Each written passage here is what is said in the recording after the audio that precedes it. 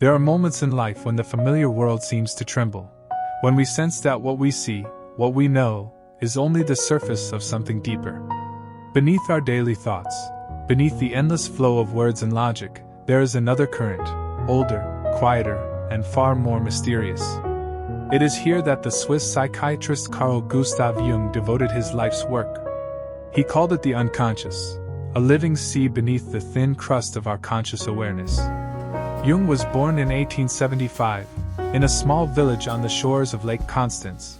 From an early age, he felt drawn to the invisible world, to dreams, to strange symbols, to the flicker of meaning in myth and religion. His childhood was marked by solitude and curiosity.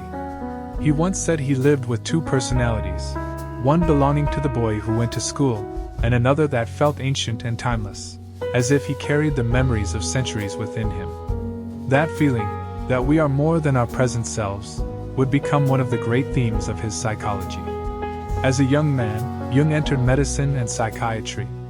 He met Sigmund Freud, who was then mapping the new territory of psychoanalysis. For several years, Jung was considered Freud's chosen successor, the crown prince of the Freudian movement. But Jung's vision was different.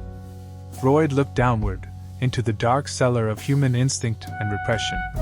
Jung looked downward too, but he also looked outward and upward, seeing in the unconscious not only personal memories, but vast symbolic landscapes shared by all humanity.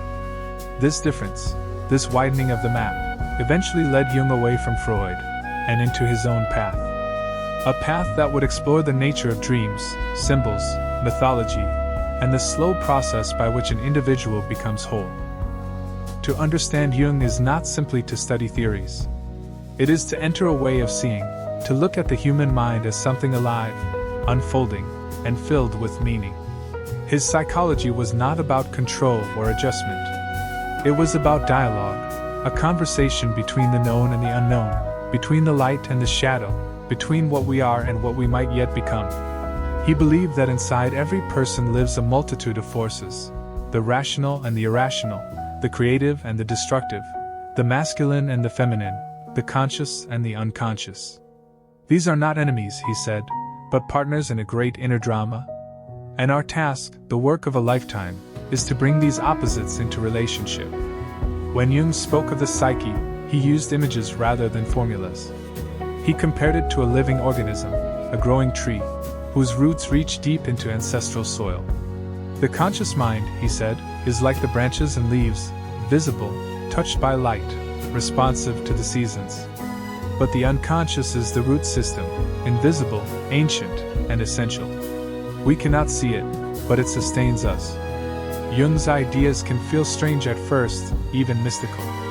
He spoke of archetypes, the collective unconscious, synchronicity, and individuation, words that carry a certain weight, like stones polished by use. Yet behind each term is a simple human insight, that meaning is not invented by reason alone. It grows out of the deep strata of the soul. If Freud gave us the language of repression and neurosis, Jung gave us the language of meaning and wholeness. He did not ask merely, "What causes our suffering?" He asked, "What is it trying to tell us?" For Jung, even our neuroses are not random errors of the psyche. They are messages, symptoms pointing towards something unlived, something hidden, something waiting to be integrated. This is where his psychology differs most from modern quick-fix models of the mind. Jung invites us not to escape our pain, but to listen to it. To ask, what part of myself have I forgotten? What image, what dream, what instinct is calling to be seen? The journey into the unconscious is not comfortable. Jung himself went through years of inner turmoil after his break with Freud, a period he called his confrontation with the unconscious. During that time, he experienced vivid dreams and visions, which he recorded in what is now known as the Red Book. He painted, wrote dialogues with inner figures, and allowed the images of his mind to speak. From this personal descent came the foundation of his mature psychology. In his words, "Who looks outside dreams. Who looks inside awakes." This awakening is the aim of Jung's work, not enlightenment in a mystical sense, but awareness. Awareness of the forces within us that shape our lives from behind the veil of consciousness. As we begin this exploration of Jung's ideas, of the unconscious, the persona, the shadow, the anima and animus, and the process of individuation, remember that these are not merely theories. They are mirrors. Each concept reflects something you already carry within you. The following hour is an invitation to slow down, to look inward, and to listen to the quiet intelligence of the soul. Because beneath the noise of modern life, beneath the constant chatter of the mind, there is another voice, patient, ancient, and wise. It is the voice that Jung spent his life trying to understand. And it is the voice that waits, even now, within each of us. When we speak of the mind, we often imagine something small, something contained within the boundaries of our brain, our memories, our thoughts. But for Jung, the mind was far larger. It extended beyond the personal, beyond the limits of the self we think we are. He believed that consciousness, the everyday I, is only a small island floating in a vast sea. Everything outside that island, everything we do not yet know, or have forgotten, or have never fully faced, he called the unconscious. It is not, as many suppose, a dark pit of primitive urges. It is a living realm, as complex and structured as the conscious mind, and often far more intelligent. Jung wrote that the unconscious is not just evil by nature, it is also the source of the highest good. Within it lie the seeds of creativity, intuition, and spiritual insight. It is the source of dreams, imagination, and renewal. To understand how Jung viewed the unconscious, we must first divide it into two layers: the personal unconscious and the collective unconscious. The personal unconscious is easier to grasp. It is made up of forgotten memories, repressed feelings, and experiences that once belonged to our conscious life but have since been pushed aside. For instance, a childhood humiliation, a lost ambition, or a fear we refuse to name, all these live in the personal unconscious, shaping our moods, our relationships, our choices. But beyond this personal layer lies something far deeper, something Jung called the collective unconscious. This idea is one of Jung's greatest and most misunderstood contributions. He proposed that beneath our individual experiences lies a shared psychological inheritance, a set of patterns, images, and instincts common to all human beings. These are not learned, they are born within us, like the structure of the body or the pattern of the stars. Jung called these universal patterns archetypes. They are not concrete figures but symbolic potentials, forms of imagination that express themselves through dreams, myths, and art across every culture and every age. The wise old man, the nurturing mother, the trickster, the hero, the shadow, these are archetypal images that appear again and again, from ancient mythologies to modern movies. Jung saw in this repetition something profound. The psyche itself is symbolic. It speaks through images, through patterns that reveal what humanity has always known at a deeper level, that our stories are reflections of our inner life. To explore the unconscious, then, is not merely to analyze memories. It is to learn the symbolic language of the soul. Dreams were Jung's primary window into this world. Unlike Freud, who saw dreams as wish fulfillments of repressed desires, Jung viewed them as messages from the unconscious, attempting to restore balance to the psyche. Every dream, he said, is a spontaneous self-portrait of the psyche at that moment, a natural attempt at healing and integration. A dream may use strange or absurd imagery, but to Jung, this was not nonsense. It was a different logic, one closer to poetry than prose, to myth than science. He once said, "Dreams are the facts from which we must proceed." When a patient brought him a dream, Jung would not interpret it with rigid symbolism. He would listen. He would ask, "What does this image mean to you?" In this way, he treated the unconscious as a living partner in dialogue, not an enemy to be conquered. This relationship between consciousness and the unconscious was, for Jung, the foundation of psychological health. If we ignore the unconscious, if we repress or deny it, it does not vanish. It grows stronger, operating from the shadows, influencing our behavior in ways we do not understand. But if we engage with it consciously, if we allow it to speak through dreams, imagination, and creativity, we begin to find meaning. He described this as the compensatory function of the unconscious. When our conscious attitude becomes too rigid or one-sided, the unconscious sends symbols and feelings that balance it. If we live only in logic, the unconscious brings emotion. If we cling to control, it sends chaos. The psyche, Jung believed, strives for equilibrium, for wholeness. He once gave the example of a man who lived entirely through intellect, dismissing emotion as weakness. His dreams became filled with floods, overflowing rivers, and wild water, symbols of the emotions he refused to feel. The unconscious was compensating for what his conscious life lacked. Only when he began to accept those emotions did his dreams and his life begin to change. Jung's approach to the unconscious was not mechanical, not reductionist. He approached it as one might approach a living mystery, with respect, curiosity, and humility.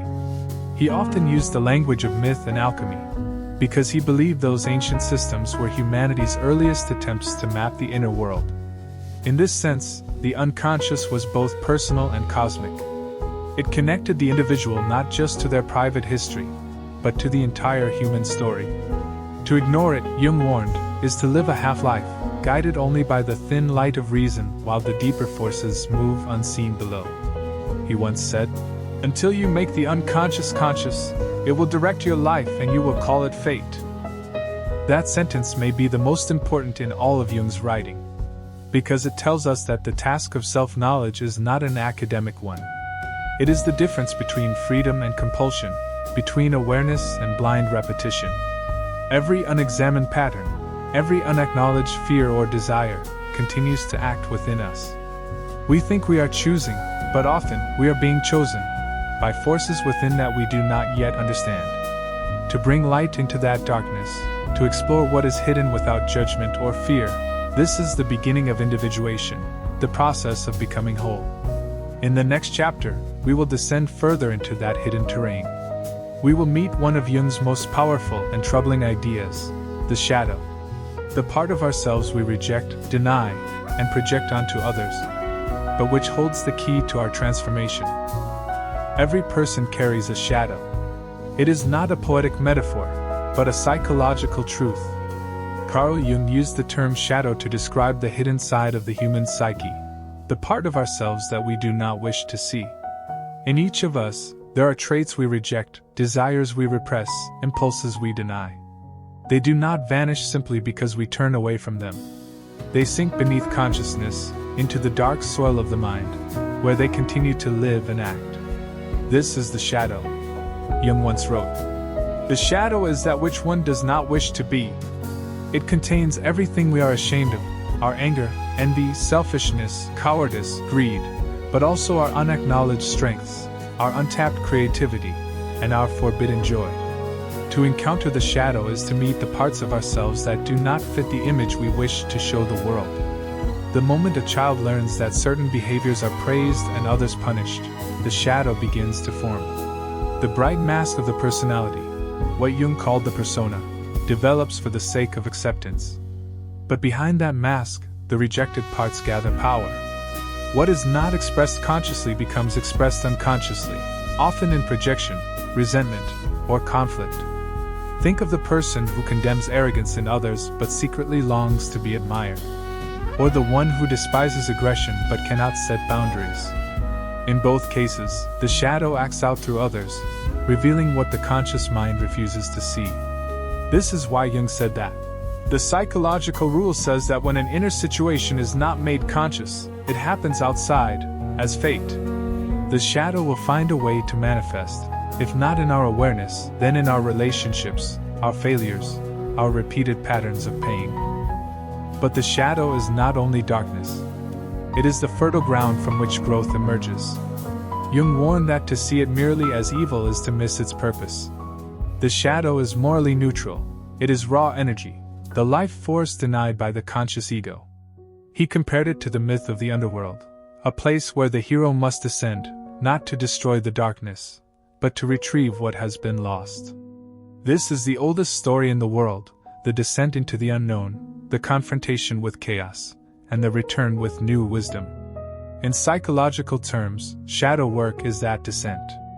It is the process of facing what we fear in ourselves, without judgment or denial. Yet this is no easy task. Jung noted that people would do almost anything to avoid facing their own shadow. We prefer to see the darkness in others, in enemies, in strangers, in society, rather than admit it in ourselves. Projection is the mind's way of staying comfortable. But the cost is enormous. When we live through projection, we lose the capacity for empathy and growth. We divide the world into good and evil, us and them, light and dark. We become fragmented, cut off from our own wholeness. The integration of the shadow does not mean giving in to our worst impulses. It means acknowledging them, taking responsibility for them, and transforming their energy. The anger that destroys can also protect. The envy that corrodes can become admiration and aspiration. The fear that paralyzes can become caution and wisdom. Jung saw in alchemy, the medieval art of turning lead into gold, a metaphor for this process. The lead of the psyche is our shadow, dense, heavy, and dark. Through the fire of awareness, it is purified and transformed into the gold of understanding. He called this process individuation, the journey towards psychological wholeness. And it begins with the courage to see ourselves honestly. Many people mistake self-knowledge for self-criticism. They think to see one's flaws is to feel shame. But Jung believed that self-knowledge is the foundation of freedom. When you see your shadow clearly, it no longer controls you. The energy trapped in repression is released for creativity, vitality, and authenticity. Jung himself was not immune to the shadow. During his confrontation with the unconscious, he met inner figures that embodied aspects of his own darkness, tricksters, serpents, spirits. He did not banish them. He listened, dialogued, and learned. He wrote, "One does not become enlightened by imagining figures of light, but by making the darkness conscious. To make the darkness conscious, that is the work. Not to judge, not to suppress, but to understand." In modern life, the shadow often reveals itself in our moral certainty, our political polarization, our obsession with heroes and villains. Every time we demonize another, we are glimpsing a fragment of ourselves. The world mirrors the conflicts of the psyche. To integrate the shadow, we must begin small, with awareness. Notice your reactions. Notice what you despise, what provokes you, what you envy. Ask gently, what part of me lives in that? The answer will rarely be comfortable, but it will always be revealing. For Jung, the ultimate goal was not perfection, but wholeness. And there can be no wholeness without shadow. In the next chapter, we will explore the twin of the shadow, the mask we wear to hide it. The persona. The face we present to the world, and the tension it creates between who we are and who we pretend to be. Every society, every community, and every individual wears a mask. Carl Jung called this mask the persona, a word taken from ancient Greek theater, where actors wore masks to represent different characters. The mask amplified their voice, but it was not their true face. In psychology, the persona serves the same purpose. It is the image we present to the world, the version of ourselves shaped by expectation, role, and necessity. It is the voice that says, "This is who I am," even when something deeper whispers otherwise. The persona begins to form early in life. As children, we learn what earns approval and what provokes rejection. We adapt. We learn to be polite, to be competent, to be likable. These adaptations are not false. They are social skills, essential for survival. But over time, we can forget that the mask is not the whole self. Jung wrote, "The persona is a complicated system of relations between individual consciousness and society, fittingly enough a kind of mask, designed on the one hand to make a definite impression upon others, and on the other to conceal the true nature of the individual." In other words, the persona mediates between the individual and the collective. It allows us to function in the world, but it also hides our authentic self, often even from ourselves. We may wear many masks: the devoted parent, the confident professional, the spiritual seeker, the loyal friend. Each is real in its context. But trouble begins when we identify completely with the persona, when we believe we are the role. Jung saw this identification as one of the great dangers of modern life. The more a person becomes fused with their public image, the more the inner life withers. The unconscious, ignored and denied, begins to rebel. It sends dreams, anxiety, depression, the psyche's way of saying, "You are not living your truth." The persona is necessary, but it must remain flexible. Like clothing, it should be worn and removed as the situation demands. When it becomes rigid, when it replaces the living self, it becomes a prison. In the modern world of social media and performance, the persona has grown even more powerful. We curate images of our lives, filtered, edited, perfected, each one a small performance. The danger is not in using these masks, but in forgetting they are masks. When approval becomes the measure of identity, the soul begins to starve. Jung often warned that one cannot reach the deeper layers of the psyche without first confronting the persona. To enter the unconscious honestly, one must strip away the false identities that keep the ego safe. This process can feel like death, the death of who we thought we were. He observed that people approaching midlife often face a crisis that stems from this very conflict. The roles that once gave life meaning, career, family, success, begin to lose their vitality. The mask no longer fits. What emerges instead is a question: who am I, apart from my function? This is the beginning of what Jung called individuation, the process of becoming whole. But the first step is disidentification, realizing that you are not the mask. To illustrate this, Jung spoke of the myth of the hero. The hero, he said, is not someone who conquers others, but someone who descends inward to face themselves. In many myths, the hero must remove their armor, symbols of protection and persona, before they can confront the dragon within. In psychological terms, the armor is our social identity. We cling to it because it protects us from judgment, from vulnerability, from uncertainty. But true transformation demands honesty. And honesty often begins with the words, "I don't know who I am anymore." This loss of certainty is painful, but necessary. It opens the space for something real to emerge, the authentic self that lies beyond the mask. Jung did not advocate destroying the persona. He saw it as an essential interface between self and world. The goal is not to live without masks, but to wear them consciously, to know when we are acting and when we are being. He wrote, "The possession of a conscious persona is indispensable to civilized life, but the danger lies in becoming identical with it. To live identified with the mask is to live half a life. To live aware of it is to live truthfully." As Jung explored the dynamics of the persona and the shadow, he noticed another polarity within the psyche, one that transcends gender and speaks to the very balance of the soul. He called these inner counterparts the anima and animus, the feminine and masculine principles that live within every person.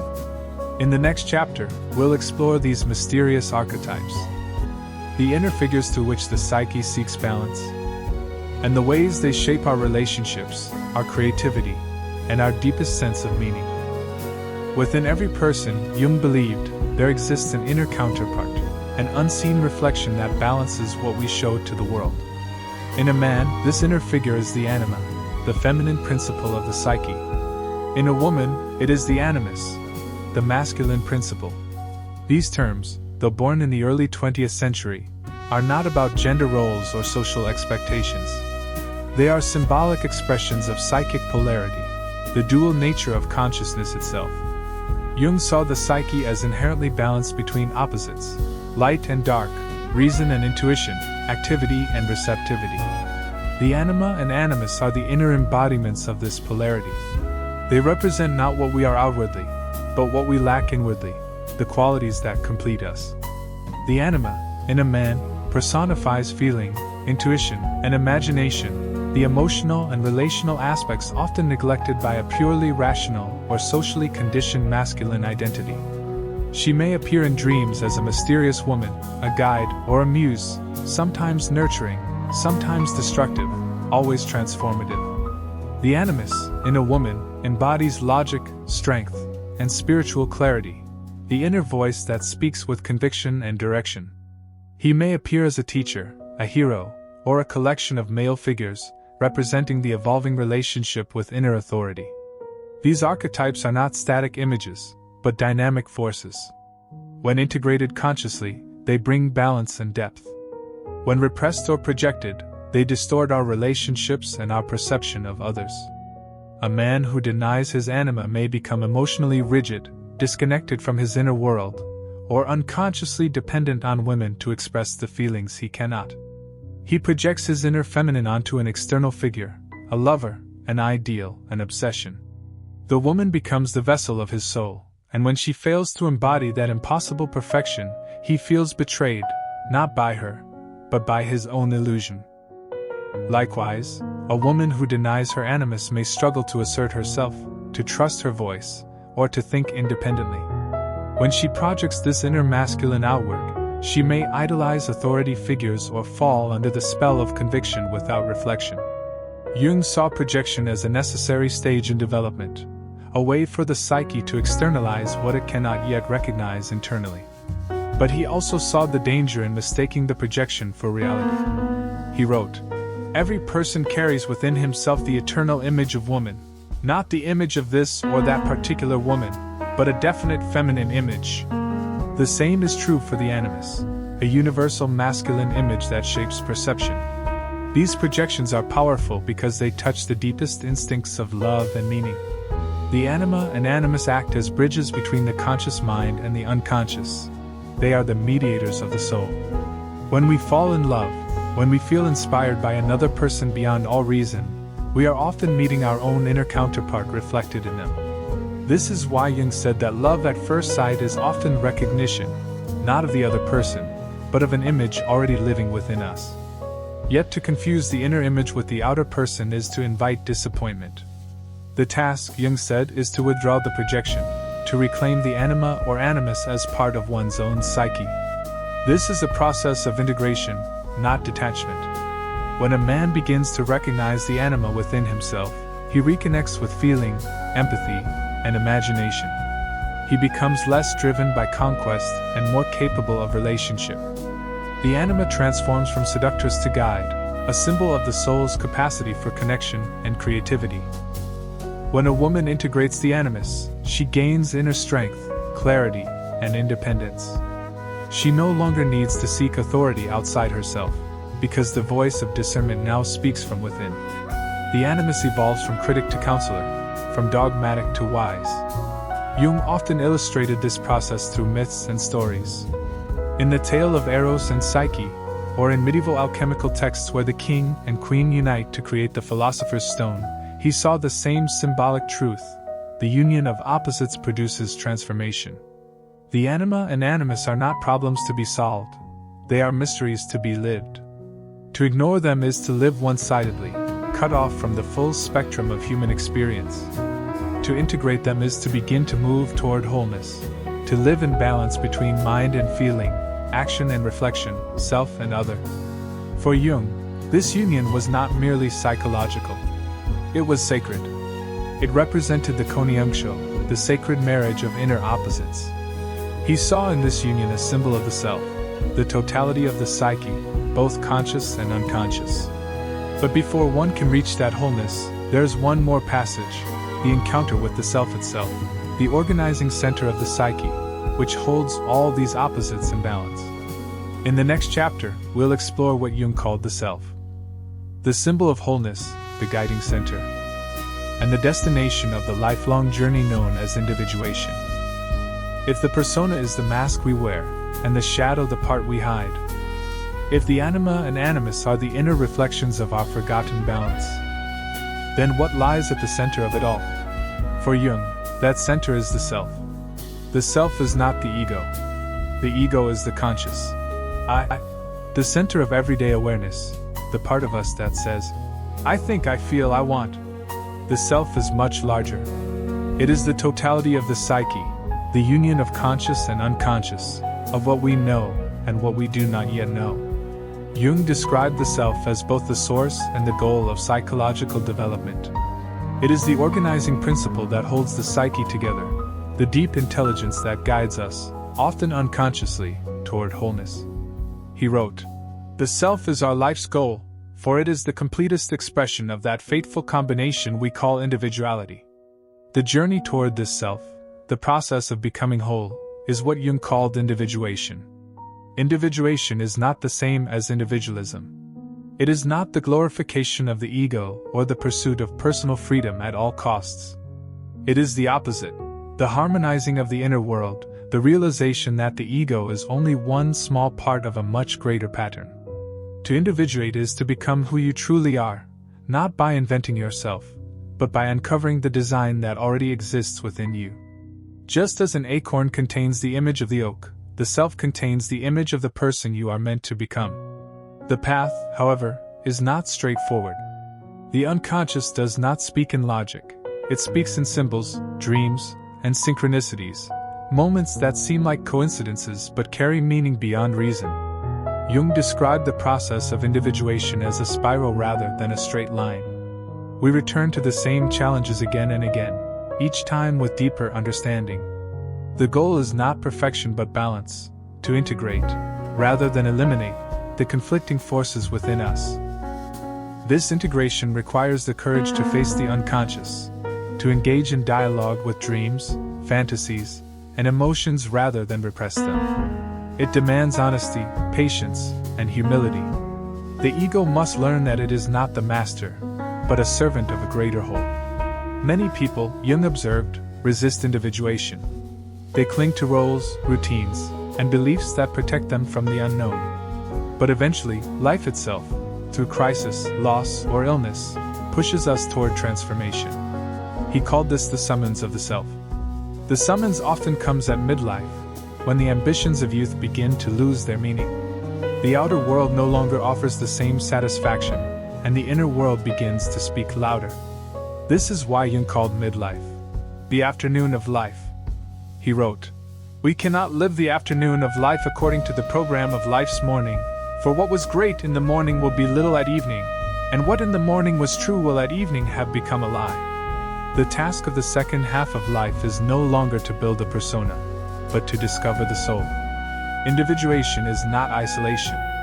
It does not mean withdrawing from society or rejecting relationships. On the contrary, it deepens them, because when you meet yourself truthfully, you begin to meet others truthfully as well. You see that every person carries their own struggle between light and shadow, consciousness and unconsciousness. Jung often used the symbol of the mandala to represent the self, a circle with a center, an image of wholeness and order.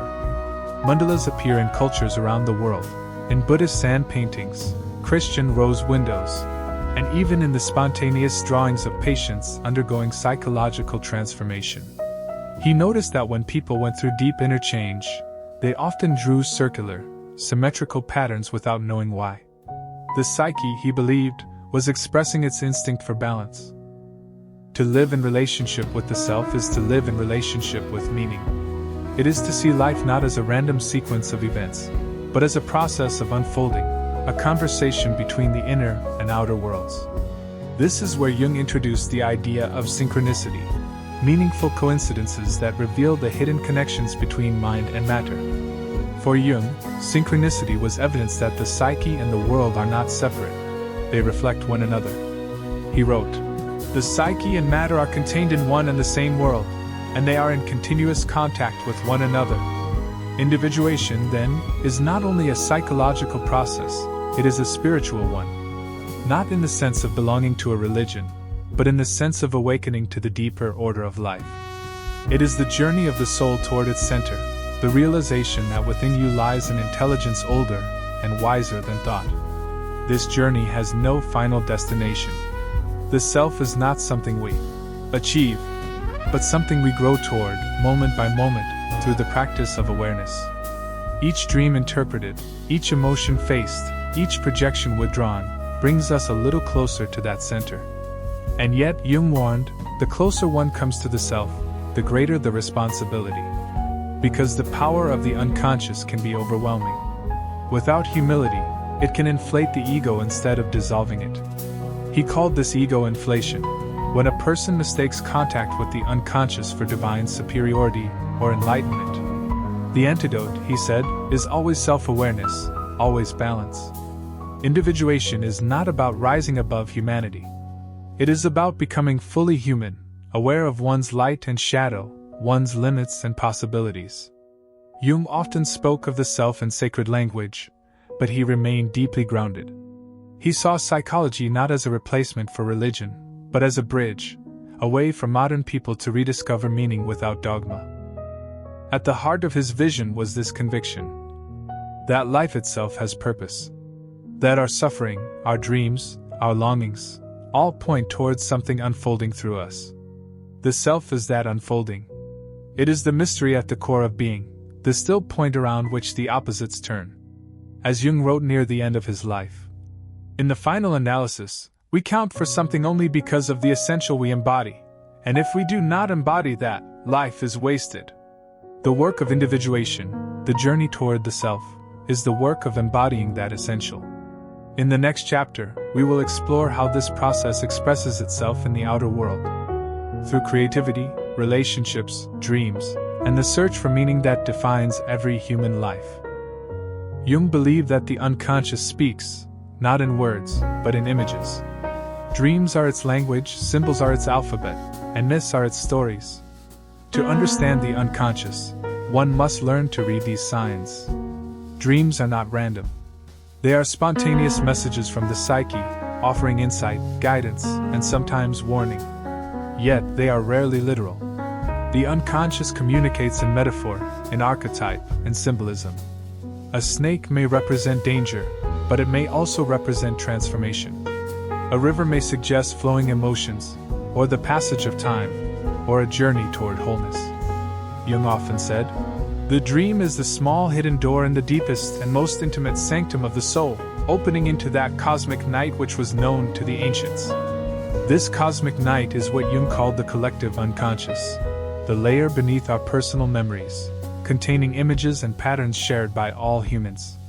The dreams we experience, even if personal in their details, often contain motifs as old as humanity itself: the hero's quest, the descent into the underworld, the encounter with a wise old man, or a powerful woman. Symbols, for Jung, are not mere decorations of the mind. They are the language through which the unconscious expresses the inner reality that cannot be put into ordinary words. A symbol is alive. It carries a depth that invites reflection and dialogue. Take, for example, the alchemical symbols Jung studied. The Ouroboros, the serpent devouring its own tail, represents the eternal cycle of death and rebirth. The philosopher's stone represents the potential for transformation, the integration of opposites. These symbols, ancient and rich, are not just historical curiosities. They are mirrors of the psyche's processes, revealing truths that remain relevant across time and culture. In dreams, the symbols are fluid, shifting with the dreamer's life and state of consciousness. Jung observed that recurring symbols often point to unresolved inner conflicts or neglected aspects of the self. A dream of falling, for instance, may signify loss of control, fear of failure, or the ego's confrontation with the deeper unconscious. A dream of flying may signal liberation, aspiration, or a desire to rise above ordinary experience. The work of interpreting dreams, according to Jung, is not to find one fixed meaning. It is a dialogue. It is an encounter with the unconscious as a living presence. Jung himself kept detailed dream journals, not only of his patients, but of his own dreams. He painted them, wrote dialogues with the dream figures, and allowed them to guide his understanding of his inner life. Mythology and fairy tales, Jung argued, are the public expression of this same language. Every culture tells stories of gods, heroes, and monsters, reflecting the archetypal patterns of the human psyche. When we encounter these stories, we are not merely entertained.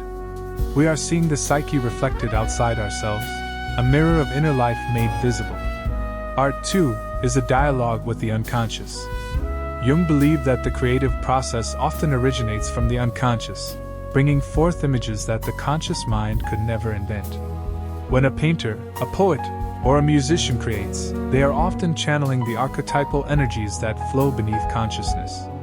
Dreams and symbols also serve a compensatory function. They bring balance to the conscious mind, showing what is neglected, repressed, or ignored. If someone lives in rigid logic, their dreams may overflow with emotion and imagery. If someone is trapped in fear, their dreams may offer courage or guidance in metaphorical form. Jung emphasized that symbols must be respected. They are not puzzles to solve but invitations to experience. They carry multiple layers of meaning, personal, cultural, and universal. In them, the psyche speaks in a rich, poetic language that invites reflection, insight, and transformation. The journey through dreams and symbols is not always comfortable. It may reveal truths we would rather ignore. Shadows, anxieties, and repressed desires often appear first. Yet Jung insisted that these confrontations are necessary. To engage with the symbols of the unconscious is to engage with life itself, in all its complexity. By learning to listen, to observe, and to reflect, we cultivate a dialogue with the inner world. The unconscious becomes not a threat, but a guide. Dreams, symbols, and myths become the maps, the teachers, and the companions on the journey toward wholeness. In this sense, Jungian psychology is less a set of doctrines and more a method of attention, a way to cultivate awareness of the hidden currents of life. It is a practice of observation, reflection, and integration, where the conscious mind learns to converse with the depths of the soul. As we study our dreams, notice the symbols around us, and reflect on the myths that resonate, we begin to recognize a profound truth, that life itself is a dialogue. Between the conscious and the unconscious, between the visible and the invisible, between who we are and who we might yet become. In the next chapter, we will explore how these inner processes, the shadow, the persona, the anima and animus, and the self, unfold in real life. We will see how Jung's insights illuminate creativity, relationships, and the search for meaning in the human experience. Jung's psychology is often seen as abstract, mystical, or reserved for scholars. Yet at its heart, it is deeply practical. It is a guide for living, a way to navigate the complexities of human existence, to understand ourselves, and to relate more fully to others. The first application is awareness. Simply noticing our thoughts, emotions, and patterns is the beginning of transformation. The shadow, the persona, the anima and animus, the self, all of these are not distant concepts. They are present in everyday life, in the way we react, choose, and relate. When we recognize our projections, for instance, we stop blaming others for our inner conflicts. The coworker who irritates us, the partner who frustrates us, the stranger who enrages us, often, they are mirrors of what we refuse to see within ourselves. To notice this is not self-blame, but insight. It is the first step toward reclaiming the energy we unconsciously invest in others. Dreams, too, can be incorporated into daily life. Keeping a journal, reflecting on recurring images, or even simply pausing to consider what a dream might be trying to show can transform the way we understand our inner world.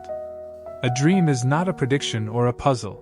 It is a conversation, a message from the living psyche, offering guidance for decisions, creativity, and self-understanding. Creativity is another avenue for integration. Jung observed that the arts are an expression of the unconscious. Writing, painting, music, dance, all these are ways to allow the inner images to surface. In this process, we encounter both light and shadow, the known and the unknown, and begin to unite them in conscious awareness. Relationships offer yet another mirror. Jung believed that our interactions with others reflect our inner state. When we form attachments, experience conflict, or feel love, we are often encountering projections of our own inner figures, our shadow, our anima or animus, our unacknowledged desires. By recognizing this, we can approach relationships with empathy, understanding, and a deeper sense of responsibility. Even work and daily routines are opportunities for individuation.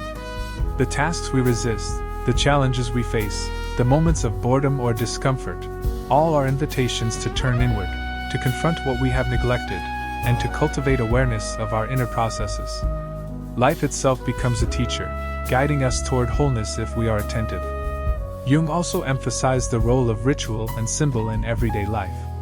Symbols, whether in art, literature, or even personal objects, connect us to deeper meaning. A morning ritual, a personal talisman, a meaningful practice. These are ways to anchor consciousness in the ongoing dialogue with the unconscious. Perhaps the most profound application is the integration of opposites. Life presents constant tension, light and dark, rational and intuitive, giving and receiving, freedom and responsibility. By acknowledging and balancing these polarities within ourselves, we live more fully and authentically. We no longer fight the darkness, we do not cling to the mask. Instead, we allow the self to emerge through conscious engagement. Jung's approach also encourages patience. Individuation is not a goal to achieve quickly, it is a lifelong journey. The psyche unfolds in its own time, revealing its wisdom gradually, often through subtle signs, dreams, or moments of insight. There are no shortcuts, no final destination, only the ongoing process of becoming. Finally, Jungian psychology reminds us that meaning is essential. In a world often dominated by materialism, speed, and distraction, he placed profound importance on the inner life. Without attention to the psyche, life risks becoming superficial, fragmented, and hollow.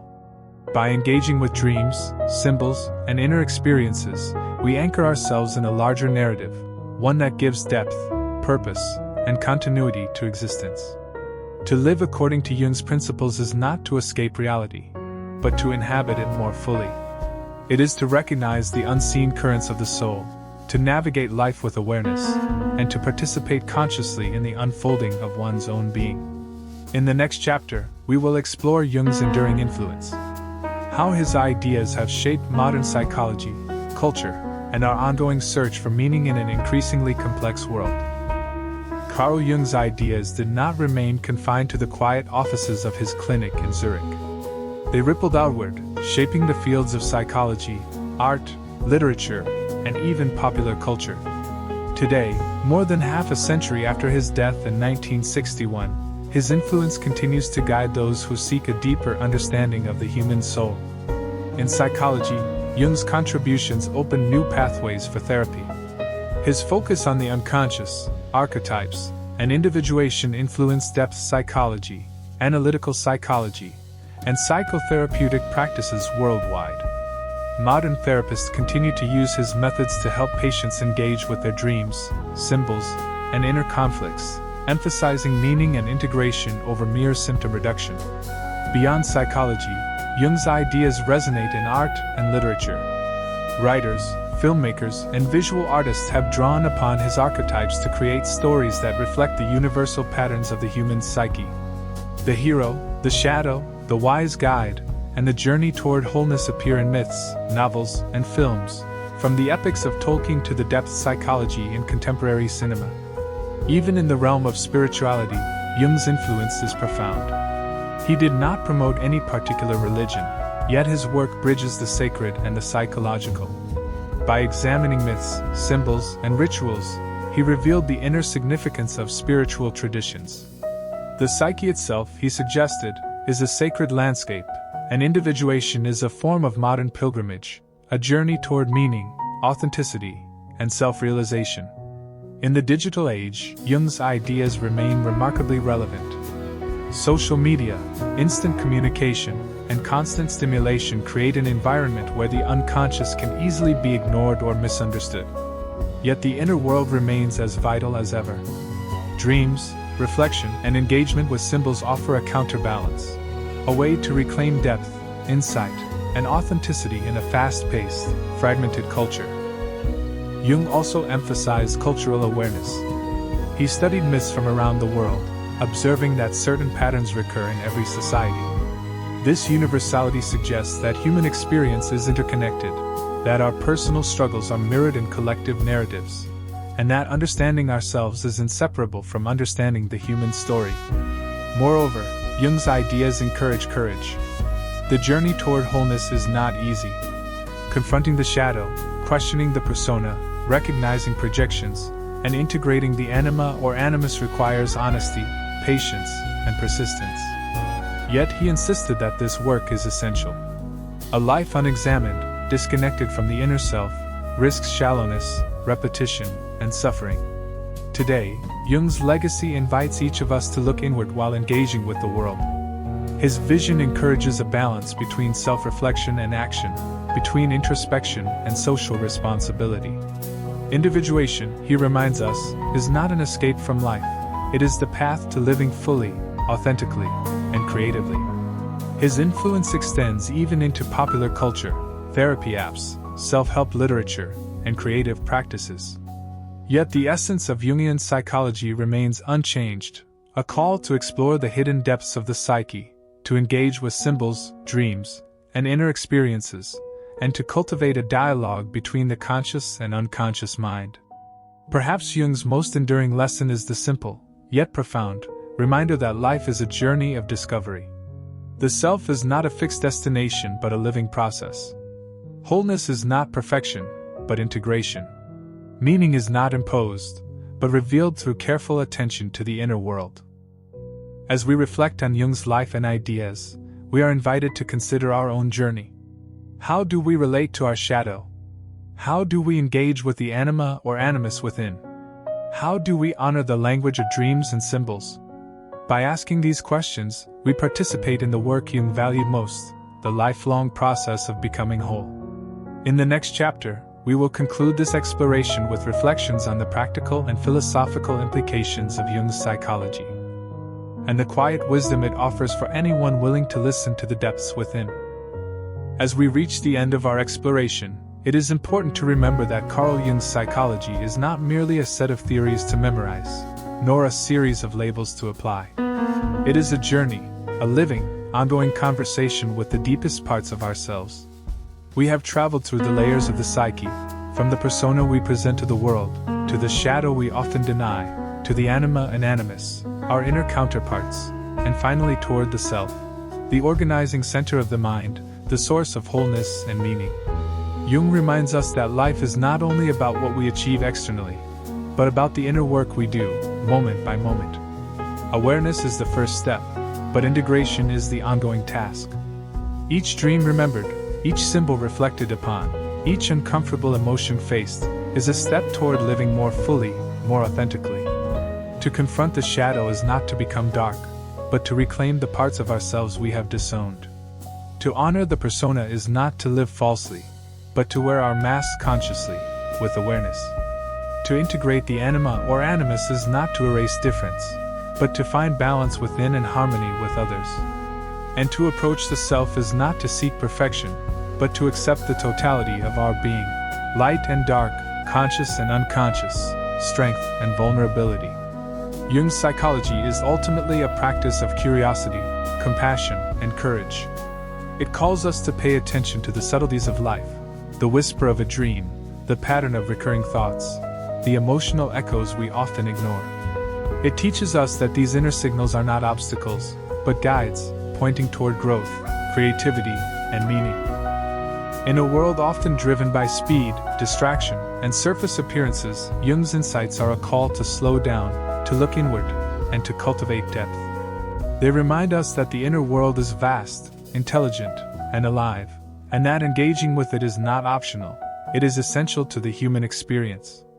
Individuation, the process of becoming whole, is lifelong. There is no final destination, only continuous discovery. Each person's journey is unique, yet connected by universal patterns, archetypes, and symbols. We are both individuals and part of a greater human story, and Jung's work offers a map for navigating both. Perhaps the most profound lesson of all is that life itself, with all its struggles, joys, and mysteries, is an invitation to growth. By listening to our inner world, confronting what we resist, and embracing the dialogue between conscious and unconscious, we participate in the creation of meaning. Jung once wrote, "Your vision will become clear only when you can look into your own heart. Who looks outside dreams, who looks inside awakes." The journey within is not easy. It requires patience, courage, and honesty. But it is also the most rewarding journey one can undertake, a path toward understanding, wholeness, and the quiet discovery of the self. As we step back into the world, we carry with us the wisdom of a lifetime of observation, reflection, and exploration. Jung's legacy invites us to live consciously, to engage deeply, and to honor the mysterious, symbolic, and profound life within us all. This journey is ongoing. The conversation with the unconscious never ends. Each day, each dream, each choice is another opportunity to awaken, integrate, and grow. In the silence of reflection, in the quiet of awareness, we meet ourselves, and in meeting ourselves, we meet life in its fullest expression.